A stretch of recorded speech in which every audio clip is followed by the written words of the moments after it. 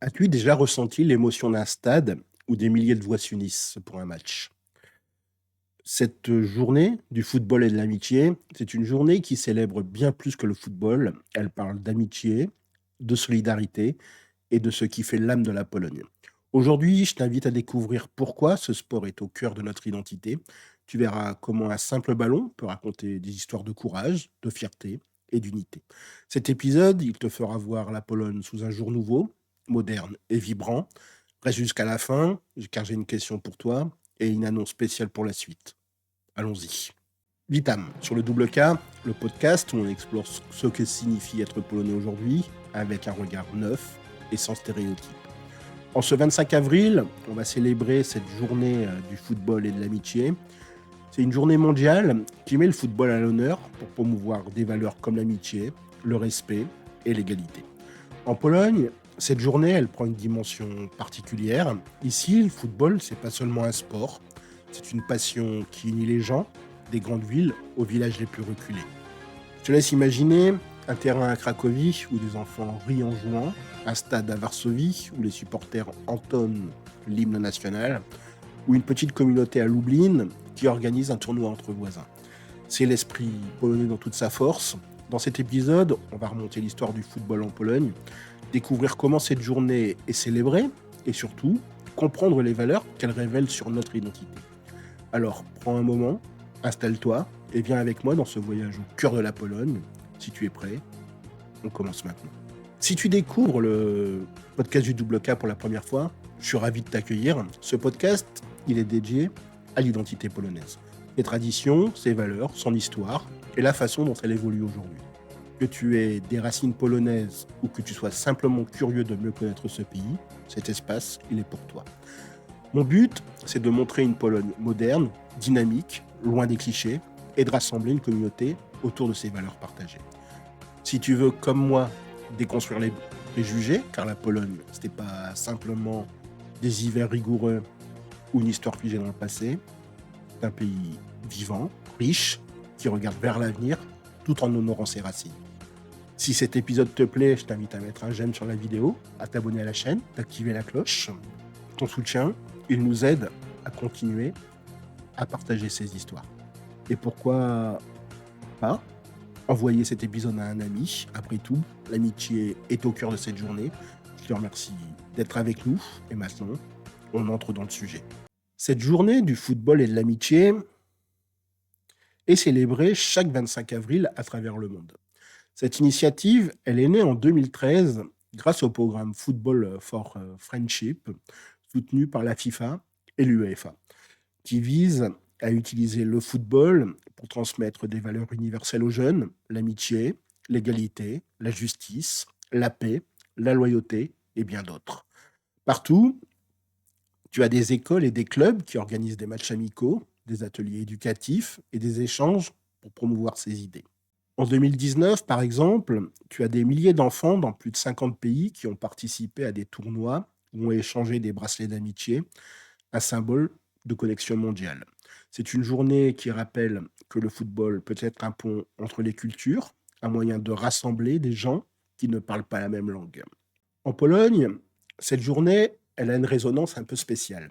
Le football, c'est bien plus qu'un loisir ici, c'est une partie intégrante de la culture. Bien que ce ne soit pas un jour férié, le 25 avril, il voit des initiatives locales fleurir un peu partout. Dans les écoles, tu as les professeurs qui organisent des tournois où les enfants apprennent l'esprit d'équipe et le respect. À Gdansk ou à Poznań, les clubs locaux accueillent des matchs amicaux suivis de moments conviviaux.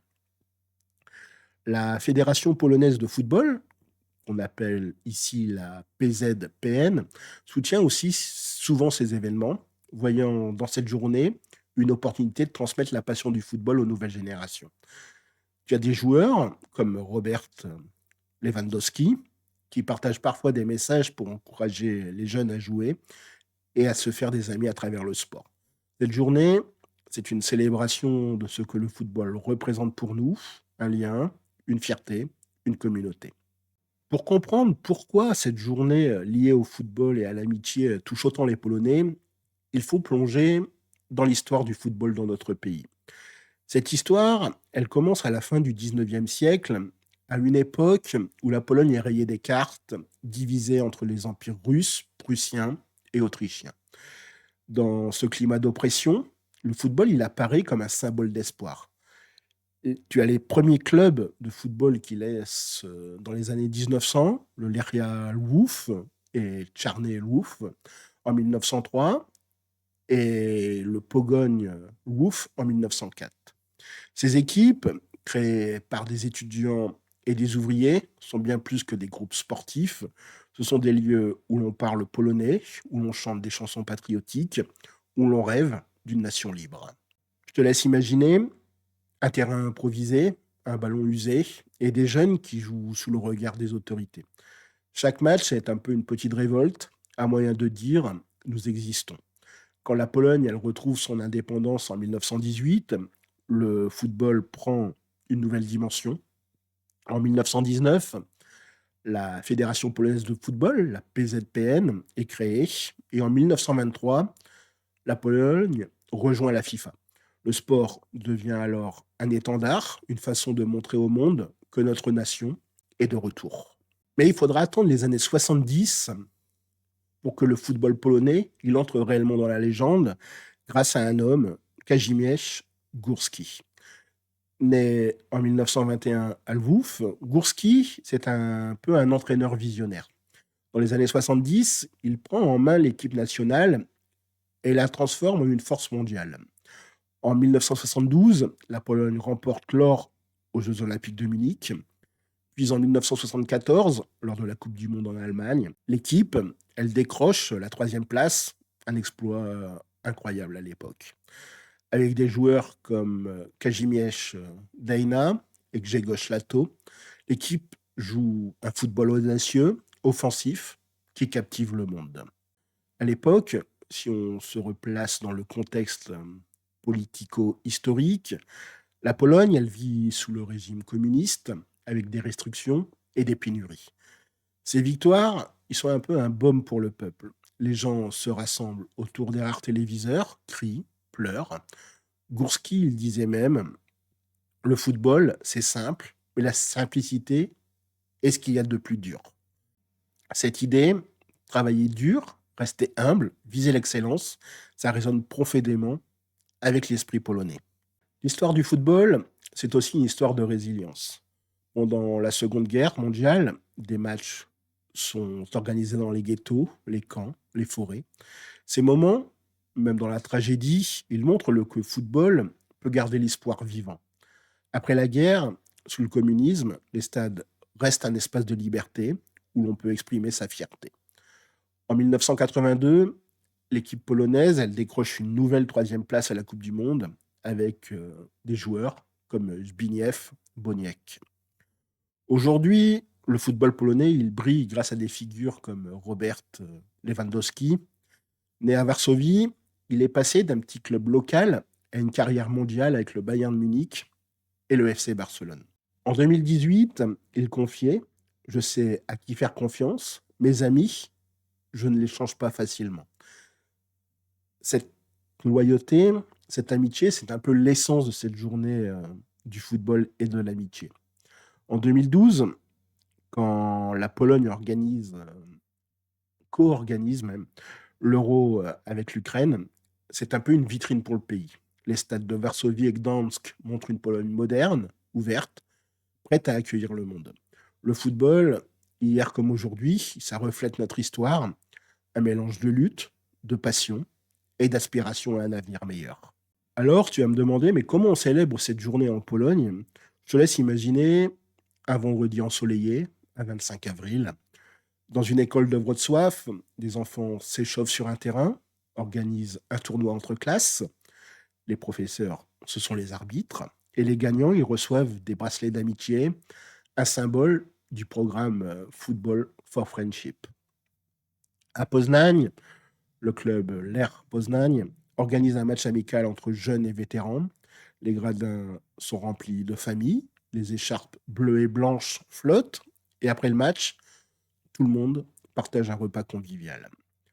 À Varsovie, les ateliers éducatifs réunissent des adolescents pour discuter de fair play et de respect, Parfois, tu as un joueur professionnel qui passe, qui signe des autographes et raconte comment le football a changé sa vie. En 2019, des jeunes Polonais ont participé à des échanges internationaux, jouant avec des équipes d'autres continents. Ces initiatives, elles montrent une Pologne accueillante, où le football unit les gens, peu importe leur origine. Cette journée, elle met aussi en lumière nos héros. Évidemment, les médias, ils diffusent des images des exploits de Górski ou de Lewandowski, et les clubs, ils partagent des messages pour inspirer la jeunesse. En ce 25 avril, la Pologne, elle célèbre le football comme un symbole d'amitié et de communauté, prouvant que ce sport peut changer des vies. Cette journée, c'est un peu une célébration du football, mais surtout des valeurs qui définissent la Pologne. Ces valeurs, on les retrouve sur le terrain, dans les stades et dans la façon dont les Polonais vivent leur quotidien. Voici 6 valeurs clés que cette journée met en avant et pourquoi elles sont au cœur de notre identité. La première, c'est la solidarité. En Pologne, on dit un pour tous, tous pour un. Sur un terrain, chaque passe, chaque stratégie, elle repose sur l'équipe. Cette solidarité, elle vient de notre histoire, un pays qui a traversé des partitions, des guerres, des crises. Le football, ça a toujours été un petit peu un refuge pendant la guerre. Des matchs clandestins unissaient les gens. Aujourd'hui, les tournois du 25 avril, ils rassemblent des communautés entières, des parents, des enfants, des voisins, pour soutenir une équipe locale. Cette unité, c'est ce qui nous rend plus forts. Deuxièmement, tu as la persévérance. Les Polonais, ils savent se relever. Si tu prends, par exemple, l'équipe de 1974, contre toute attente, ils ont brillé à la Coupe du Monde sous la direction de Górski, où Robert Lewandowski, qui, parti d'un petit club, est devenu une star mondiale à force de travail. Cette persévérance, on la voit dans les jeunes qui jouent sous la pluie lors des tournois organisés cette journée. Même après une défaite, ils reviennent prêts à tout donner. C'est une valeur qui nous définit, ne jamais baisser les bras. Troisièmement, tu as la fierté nationale. Quand l'hymne retentit avant un match, c'est tout un pays qui vibre. Le football, c'est un peu un symbole de notre identité. Chaque victoire, chaque but de Lewandowski, c'est une preuve que la Pologne peut rivaliser avec les meilleurs. Le 25 avril, on célèbre cette fierté en partageant des histoires de Górski, de Boniek ou de jeunes talents comme Jakub Moder. C'est un message aux nouvelles générations. Être polonais, c'est porter une histoire de courage. Quatrièmement, tu as l'inclusivité. La Pologne, elle est diverse, des montagnes, des Tatras aux côtes de la Baltique. Le football, il reflète aussi cette richesse. Les équipes, elles réunissent des joueurs de tout horizon. Et cette journée, elle met l'accent sur l'inclusion avec des tournois ouverts à tous, y compris aux filles. Le football féminin, avec des stars comme Eva Payor, inspire une nouvelle génération aussi. Cette ouverture, elle montre que l'amitié, elle transcende les différences. Cinquièmement, tu as la loyauté. L'amitié en Pologne, c'est sacré. Une vieille citation dit: le plus grand cadeau de la vie, c'est l'amitié. Sur le terrain, la loyauté, c'est soutenir un coéquipier, même après une erreur. Lewandowski l'a dit, il choisit ses amis avec soin. Le 25 avril, les jeunes échangent des bracelets d'amitié, apprenant à se faire confiance. Cette valeur, c'est ce qui fait qu'un Polonais reste fidèle dans le sport comme dans la vie. Sixièmement, tu as la coopération internationale. La Pologne, elle a toujours su dialoguer avec le monde, que ce soit via l'Union européenne ou l'Euro 2012. Le football, il renforce ces liens. Les programmes comme Football for Friendship, ils connectent les jeunes Polonais à des joueurs d'ailleurs, créant des amitiés au-delà des frontières. Ces échanges, ils montrent une Pologne confiante, ouverte, qui partage son identité tout en s'enrichissant des autres. Ces valeurs, solidarité, persévérance, fierté, inclusivité, loyauté, coopération, sont le cœur de la Pologne. Elles vivent dans chaque match, chaque cri de supporter, chaque amitié née autour du football. Cette journée, elle nous rappelle que notre pays est résilient, ancré dans ses traditions, mais tourné vers un avenir uni. Cet épisode, il touche à sa fin et j'espère que tu as ressenti la passion qui anime la Pologne le 25 avril. Cette journée du football et de l'amitié, ça célèbre évidemment le football, mais surtout les valeurs qui nous unissent. La solidarité, la persévérance, la fierté, l'inclusivité, la loyauté et la coopération. Nous avons exploré rapidement l'histoire du football, les premiers clubs aux exploits de Górski et Lewandowski. Nous avons vu comment cette journée rassemble les Polonais, des écoles au stade. Surtout, on a découvert comment le football reflète notre identité, un peuple qui se bat, qui s'unit, qui rêve grand. Maintenant, c'est à toi de partager ton point de vue. Dans les commentaires, tu peux me dire qu'est-ce que ça t'évoque pour toi le foot. T'a-t-il déjà permis de te sentir connecté à une communauté, à une histoire ou à des amis? Je te demande de me raconter ton expérience, car c'est ensemble que nous faisons vivre ces valeurs et ta voix compte. Dans le prochain épisode, on va aborder un sujet beaucoup plus grave, le jour de la mémoire de la catastrophe de Tchernobyl. Nous verrons comment cet événement a marqué la Pologne et ce qu'il nous enseigne sur la résilience et la solidarité. Ce sera un moment de réflexion, mais aussi d'espoir. Je te remercie d'avoir écouté cet épisode jusqu'au bout. Si tu as apprécié ce voyage dans l'univers du football polonais et de notre identité, je t'invite à mettre un j'aime sur la vidéo, à t'abonner à la chaîne et à partager cet épisode avec quelqu'un qui pourrait l'aimer. Ton soutien, ça nous permet de continuer à raconter ces histoires et à montrer une Pologne moderne et inspirante. Pour aller plus loin, tu peux aussi consulter le lien dans la description pour soutenir le podcast. Chaque geste compte et c'est grâce à toi que cette aventure continue. Merci d'être là et rendez-vous bientôt pour le prochain épisode. En attendant, je te souhaite de passer une très bonne journée. Miłego dnia. À demain. Do jutra. À très bientôt. Do zobaczenia.